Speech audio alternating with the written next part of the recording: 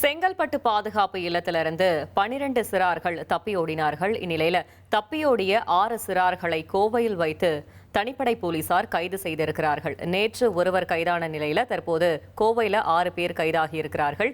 மேலும் விவரங்களை செய்தியாளர் நவீன் வழங்க கேட்கலாம். நவீன், வணக்கம்.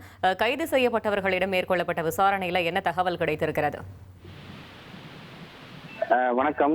செங்கல்பட்டு அருகே ஆத்தூர் பகுதியில உள்ள அரசினர் பாதுகாப்பு இடத்திலிருந்து கடந்த ஞாயிற்றுக்கிழமை 12 சிறார்கள் அங்கிருந்த ஆசிரியர்கள், காவலாளிகள் மற்றும் சாலையில் நடந்து சென்றவர்களை தாக்கிவிட்டு அவர்களிடமிருந்து இருசக்கர வாகனம், செல்போனில் பறித்து சென்றார்கள்.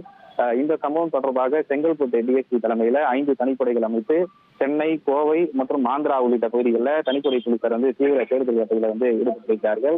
இந்த நிலையில நேற்று சென்னை KK நகர் பகுதியில ஒருவர் கைது செய்யப்பட்ட நிலையில இன்று காலை 6 பேரை கோயம்புத்தூரில் வைத்து போலீசார் கைது செய்திருக்கிறார்கள். இவர்கள் இருசக்கர வாகனம் மூலமாக இந்த ஆத்தூர் அரசினர் பாதுகாப்பு இல்லத்திலிருந்து தப்பி சென்று அரனூர் சுங்கச்சாவடி அருகே அவர்களுடைய வாகனத்தை நிறுத்திவிட்டு பேருந்துகள் மூலமாகவும் அதே போல ரயில் மூலமாகவும் அவர்கள் கோயம்புத்தூர் சென்று அங்கு தங்களுடைய நண்பர்களது வீட்டில் அவர்கள் தங்கியிருக்கிறார்கள். அப்போது அங்கு அந்த தகவலிலிருந்து அங்கு சென்ற போலீசார் அவர்களை அங்கு மடக்கி பிடித்து 6 பேரை தற்போது கைது செய்திருக்கிறார்கள். மொத்தமாக இந்த சம்பவத்துல 12 பேர் தப்பி சென்ற நிலையில 7 பேரை போலீசார் கைது செய்திருக்கிறார்கள். மீதம் உள்ள 5 பேரை சென்னை, கோவை, ஆந்திரா உள்ளிட்ட பகுதிகளில் தேடும் பணி என்பது தற்போது தீவிரமாக நடைபெற்று வருகிறது.